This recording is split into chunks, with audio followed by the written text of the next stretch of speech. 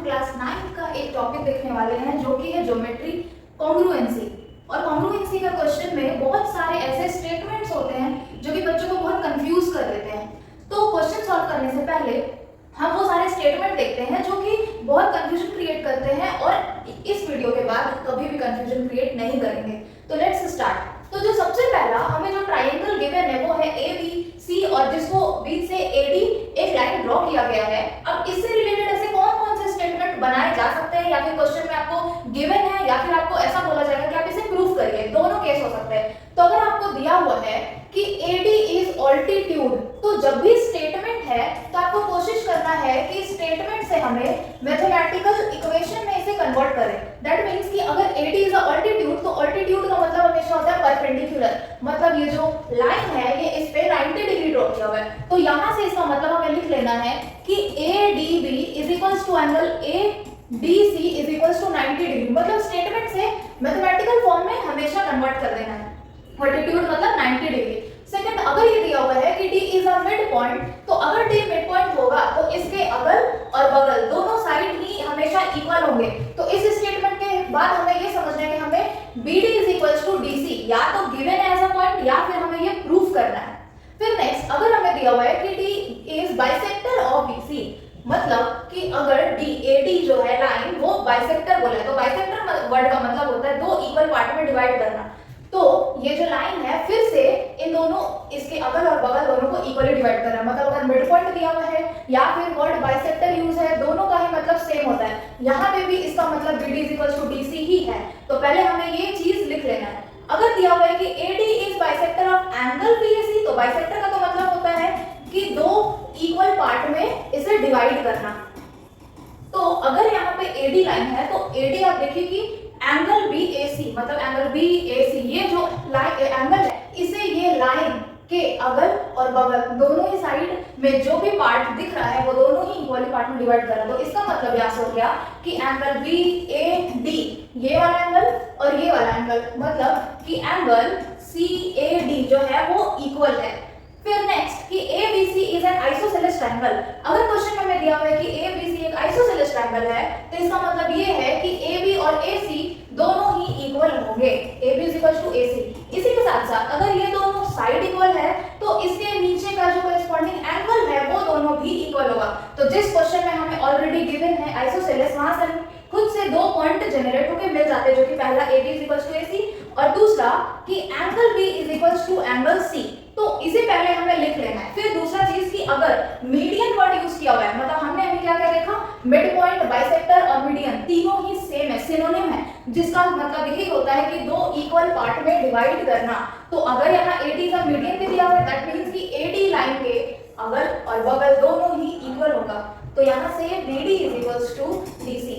हम एक क्वेश्चन के थ्रू देखते हैं कि जो हमने पॉइंट समझा क्या, इसका यूज कहाँ पे, हमें कहाँ इसे यूज करना है। तो एक क्वेश्चन जैसे कि ABC is a triangle, not only triangle, that is an isosceles triangle. तो आइसोसेलेस का मतलब ही होता है कि यहाँ से हमें दो पॉइंट को लिख लेना है। पहली बात कि AB is equals to AC और दूसरा कि angle B is equals to angle C। Question में सबसे पहले जो भी स्टेटमेंट है उसे कन्वर्ट करना जरूरी है।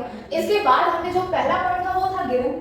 सेकंड में हमें लिखना है टू प्रूफ। टू प्रूफ में जो क्वेश्चन में आपको बोला है कि आप इसे प्रूफ करिए या फिर फाइंड करिए वो चला जाएगा कि triangle ABC is congruent to triangle ACD। मान लीजिए ये आपको करने बोला, मतलब इन दोनों ट्रायंगल को कॉन्ग्रुएंट करिए। और सेकंड में बोला AD बाइसेक्ट BC। अभी मैंने इस स्टेटमेंट को बहुत ही इजी वे में कन्वर्ट करना सिखाया, जो कि क्या था, AD बाइसेक्ट BC का मतलब कि AD के जो अगल और AD के जो बगल है वो दोनों को इक्वल करना। दैट मींस कि हमें ले देंगे BD is equals to DC का आपको प्रूफ करना है। और थर्ड में जो हमारा चला जाएगा वो चला जाएगा प्रूफ, जिसमें हमें प्रमाण देना है। और इसमें जो भी क्वेश्चन में ट्रायंगल लिए गए हैं उन्हीं दो ट्रायंगल को लेना है, triangle ABD and triangle ACD। ये दोनों ट्रायंगल को लीजिए और इसके नीचे हमें 3 पॉइंट लिखने हैं। और वो 3 पॉइंट जो होंगे वो हमारे होंगे या तो साइड के इक्वल वाले या तो फिर एंगल के इक्वल वाले जो भी पार्ट होंगे। जैसे यहाँ पे AB इक्वल टू AC है, angle B equal to angle C है, यही पॉइंट हो सकते हैं। और दूसरी बात कि ये जो भी हम साइड और एंगल लिख रहे हैं वो अगर ABD के नीचे लिख रहे हैं तो इसी का पार्ट होना चाहिए, और अगर ACD के नीचे लिख रहे हैं तो इसी ट्रायंगल का पार्ट होना चाहिए। हम इसे मिक्स नहीं कर सकते कि इधर का पार्ट इधर और उधर का पार्ट इधर नहीं लिख सकते हैं।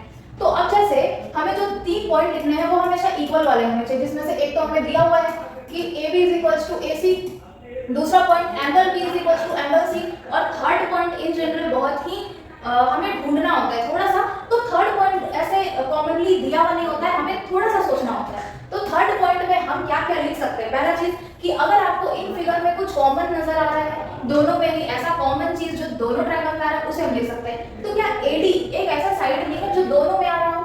तो हाँ, AD को हम दोनों में ही लिख सकते हैं। तो एक ऐसा साइड जो कि दोनों में आ रहा हो, दोनों में कॉमन हो, उसे हम लिख सकते हैं। अब ये तो हमारा था गिवन, तो ब्रैकेट में हमें गिवन लिख देना है। ये भी हमारा गिवन था तो हमें गिवन लिख देना है, और ये हमारा कॉमन था तो हमने ब्रैकेट में इसमें कॉमन लिख दिया। इसके बाद 3 पॉइंट के बाद जो भी ट्रायंगल हमने लिया है उसमें हमें लिखना है कि ABD is congruent to triangle ACD from, अगर यहाँ पे पहला वाला क्या है साइड, एंगल फिर साइड, तो हमें SAS से ये क्या हो गया ट्रायंगल पहला वाला हमने प्रूव कर दिया। और दूसरा हमें करना था BD इक्वल्स टू DC, और BD जो है वो इस ट्रायंगल का ही पार्ट है और DC इसी ट्रायंगल का पार्ट है। तो हमें कोई भी साइड या तो कोई एंगल को प्रूव करना होता है तो सिंपली हम लोग BD इक्वल्स टू DC को CPCT से यहाँ पे बस लास्ट में एक पॉइंट लिख देते हैं। तो ये हमारा फॉर्मेट था कि क्वेश्चन हमें कैसे सॉल्व करना है।